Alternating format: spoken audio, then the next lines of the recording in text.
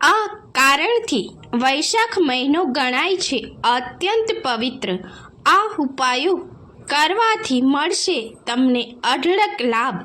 જય માતાજી, જય શ્રી કૃષ્ણ। મિત્રો, આજે આપણે જોવાના છે વૈશાખ મહિનામાં કરવાના ઉપાયો અને તેનાથી થતા લાભો। જો મિત્રો તમે અમારી ચેનલમાં નવા હોય તો આ પ્રકારની માહિતી મેળવવા માટે ચેનલને સબસ્ક્રાઈબ કરી શકો છો। તો ચાલો મિત્રો, આજે આપણે જોઈએ વૈશાખ મહિનામાં કરવાના ઉપાયો। તે પહેલાં કોમેન્ટ બોક્સમાં જય મા લક્ષ્મી, જય મા કુળદેવી લખી શકો છો। મિત્રો, આ મહિના દરમિયાન ભગવાન વિષ્ણુની પૂજા ઉપાસના કરવામાં આવે છે। આ મહિના દરમિયાન સ્નાન, દાન, જપ અને તપનું વિશેષ મહત્ત્વ હોય છે। આ તમામ કાર્યો વૈશાખ મહિનામાં કરવાથી વિશેષ ફળની પ્રાપ્તિ થાય છે। મિત્રો, આપણા હિન્દુ શાસ્ત્ર અનુસાર વૈશાખ મહિનામાં આ તમામ કાર્યો કરવાથી વિશેષ ફળની પ્રાપ્તિ થાય છે। મિત્રો, આપણા હિન્દુ શાસ્ત્ર અનુસાર વૈશાખ મહિનાનું વિશેષ મહત્ત્વ હોય છે। આ ઉપરાંત જીવનમાં આવતી સમસ્યાઓને દૂર કરવા માટે શાસ્ત્ર અનુસાર કેટલાક ઉપાયો પણ કરી શકાય છે। આ ઉપાય કરવાથી અને કેટલાક નિયમોનું પાલન કરવાથી વ્યક્તિના જીવનમાં લાભ થવા લાગે છે। તો ચાલો તમને જણાવીએ કે વૈશાખ મહિનામાં કયા ઉપાયો કરવા જોઈએ। મિત્રો, ધાર્મિક ગ્રંથો અનુસાર ભગવાન વિષ્ણુની પૂજા એ આ મહિનામાં કરવાથી વિશેષ ફળ પ્રાપ્ત થાય છે। મિત્રો, આ મહિના દરમિયાન કરવામાં આવતા ઉપાય ખૂબ જ ફળદાયી માનવામાં આવે છે। નિયમિત રીતે આ મહિના દરમિયાન 11 વખત ઓમ માધવાય નમઃ મંત્રનો જાપ કરવો જોઈએ। આ ઉપાય કરવાથી વ્યક્તિના જીવનમાં આવેલી બધી જ સમસ્યાઓ દૂર થઈ જાય છે અને માતા લક્ષ્મીજી, ભગવાન વિષ્ણુજી પ્રસન્ન થવાથી આર્થિક તંગી પણ દૂર થાય છે। આ મહિના દરમિયાન જરૂરિયાતમંદ વ્યક્તિને ગોળ, સત્તુ, તલ વગેરે વસ્તુઓનું દાન કરવાથી પણ લાભ પ્રાપ્ત થાય છે। આ સાથે જ પિતૃદોષથી પણ છુટકારો મળે છે। જાણે અજાણે થઈ ગયેલા પાપનો નાશ થાય છે। આ મહિના દરમિયાન ગરમી સૌથી વધારે પડે છે, તેથી પશુ પક્ષીઓ માટે પાણી અને ભોજનની વ્યવસ્થા કરવાથી પણ તમને લાભ પ્રાપ્ત થાય છે। અનાજ અને પાણીની વ્યવસ્થા કરવાથી વ્યક્તિને 1000 યજ્ઞ કર્યા સમાન ફળ પ્રાપ્ત થાય છે। અને જો આ મહિના દરમિયાન છત્રી, ચપ્પલ જેવી વસ્તુઓનું દાન પણ કરી શકાય છે। મિત્રો, વૈશાખ મહિનાની હિન્દુ શાસ્ત્રમાં પવિત્ર મહિનો કહેવામાં આવે છે। આ મહિનામાં અક્ષય તૃતીયા પર્વ પણ ઉજવવામાં આવે છે। આ અક્ષય તૃતીયા પર્વ પર જો સોના ચાંદીની ખરીદી કરવામાં આવે તો તેને ખૂબ જ શુભ માનવામાં આવે છે। તેનાથી પરિવારમાં સુખ અને સમૃદ્ધિ વધે છે। મિત્રો, અમૂલ્ય ઉપાયો વૈશાખ મહિનામાં કરવાથી દરેક મનોકામના પૂર્ણ થાય છે। તો કરો આ ઉપાયો। વૈશાખ મહિનો ભગવાન વિષ્ણુને સમર્પિત છે અને આ મહિનાની પુણ્ય કમાવાનો મહિનો કહેવામાં આવે છે।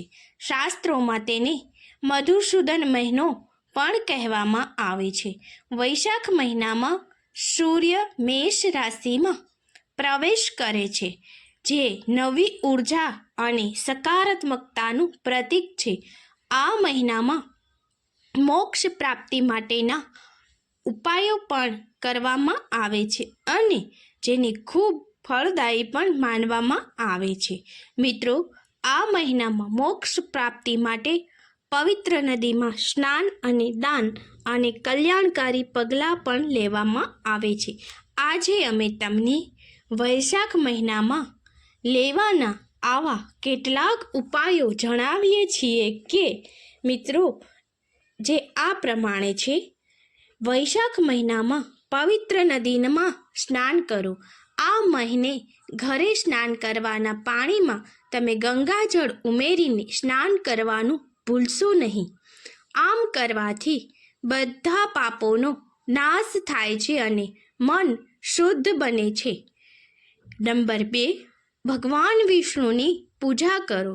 તેમના નામનો જાપ કરો વગેરે. તેનાથી આધ્યાત્મિક શાંતિ મળે છે. નંબર 3, વૈશાખ મહિનામાં ભારે ગરમી પડે છે.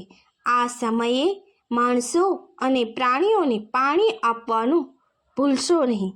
ઝાડને પણ પાણી આપો. આનાથી સુખ, સમૃદ્ધિ અને સારું સ્વાસ્થ્ય મળે છે. નંબર 4, વૈશાખ મહિનામાં ભગવાન વિષ્ણુ અથવા કૃષ્ણ મંદિરની તમે મુલાકાત લો. ઘી કે તેલના દીવો અવશ્ય પ્રગટાવો.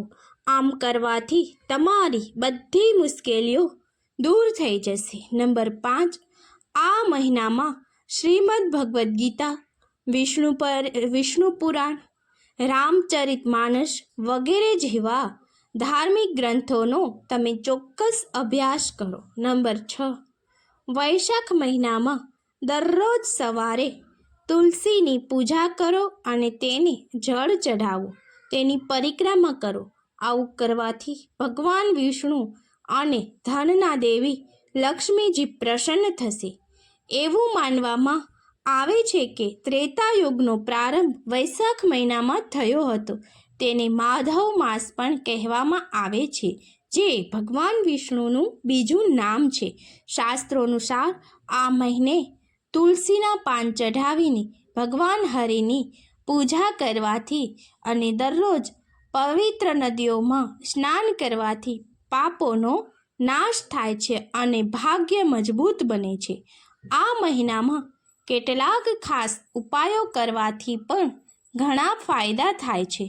મિત્રો, આ મહિનાનું વર્ણન શાસ્ત્રોમાં કર્યું છે કે ન માધવ સમો માસો ન કૃતેન યુગમ સમમ ન ચ વેદ વશમમ શાસ્ત્રમ ન તીર્થમ ગંગયા સમમ. આનો અર્થ એ થયો કે વૈશાખથી શ્રેષ્ઠ કોઈ મહિનો નથી, સતયુગ જેવો કોઈ યુગ નથી, વેદોથી શ્રેષ્ઠ કોઈ ગ્રંથ નથી અને ગંગા જેવું કોઈ પવિત્ર તીર્થ નથી. શ્રી હરિને પ્રિય એવા આ વૈશાખ મહિનામાં કરો આ 4 ઉપાય. દરેક સમસ્યાનો થશે ઉકેલ. શ્રી હરિને પ્રિય એવા વૈશાખ મહિનામાં આ 4 ઉપાય તમે અવશ્ય કરો, જેથી તમામ સમસ્યાઓનો ઉકેલ મળશે. ધાર્મિક દ્રષ્ટિકોણથી આ સમયે પવિત્ર નદીઓમાં સ્નાન, દાન અને પવિત્ર પુણ્ય કાર્યોનું વિશેષ મહત્વ છે. એવું માનવામાં આવે છે કે વૈશાખમાં પૂર્વજોના નામથી કરવામાં આવેલ તર્પણ, પિંડદાન અને દાન પિતૃદોષ ઘટાડે છે અને તેમના આશીર્વાદથી જીવનમાં શાંતિ અને સુખ લાવે છે. વૈશાખ મહિનામાં આ કામ જરૂર કરજો. ભગવાન વિષ્ણુ વર્ષાવશે આશીર્વાદ. વૈશાખ મહિનામાં આ દેવતાઓની પૂજા કરો. તમારું નસીબ ચમકશે અને આર્થિક સમસ્યાઓ દૂર થશે. આ મહિનામાં દરરોજ નદીમાં સ્નાન કરો અને આ મંત્ર ઓમ માધવાય નમઃ નો જાપ કરો. સવારે અને સાંજે તુલસીની માળાનો ઉપયોગ કરીને 108 વખત આ જાપ કરવો જોઈએ. ભગવાન વિષ્ણુને તુલસી અર્પણ કરો અને જરૂરિયાતમંદોની મદદ કરો. જમીન પર સુવાથી કારકિર્દીમાં પ્રગતિ થાય છે અને નાણાકીય સંકટમાંથી મુક્તિ મળે છે. વૈશાખ મહિનામાં પંખા, ભોજન, સફેદ વસ્ત્રો, તરબૂચ જેવા બીજા ફળોનું દાન કરવાથી ઘરમાં સમૃદ્ધિ આવે છે. ભગવાન વિષ્ણુ અને પૂર્વજોનું ધ્યાન કરવાથી ધન અને ભોજનમાં વધારો થાય છે. આ ઉપરાંત કુંડળીના દોષો પણ શાંત થાય છે. જો આ મહિને તમારા ઘરે કોઈ પણ મહેમાન આવે તો તેને ખાલી હાથે ન જવા દો. ખાસ કરીને આ શુભ માનવામાં આવે છે. જો આ મહિનામાં પીવાના પાણીનો સ્ટોલ લગાવવામાં આવે અથવા તો તરસ્યાને ઠંડુ પાણી આપવામાં આવે તો પૂર્વજો સંતુષ્ટ થાય છે અને ત્રિદેવોના આશીર્વાદ પણ પ્રાપ્ત થાય છે. એવું માનવામાં આવે છે કે આ મહિનામાં ઠંડુ પાણી આપવાથી હજારો યજ્ઞ કરવા જેટલું પુણ્ય મળે છે. મિત્રો, આશા રાખું છું કે આપને આ વિડીયો પસંદ આવેલો હશે અને આપ પણ આ પ્રકારના અનેક ઉપાયો કરી ધનના દેવી લક્ષ્મીજી અને ભગવાન વિષ્ણુની કૃપા પ્રાપ્ત કરો અને કાયમ માટે નિરોગી રહો. જય શ્રી કૃષ્ણ. હરિ જય મા લક્ષ્મીજી.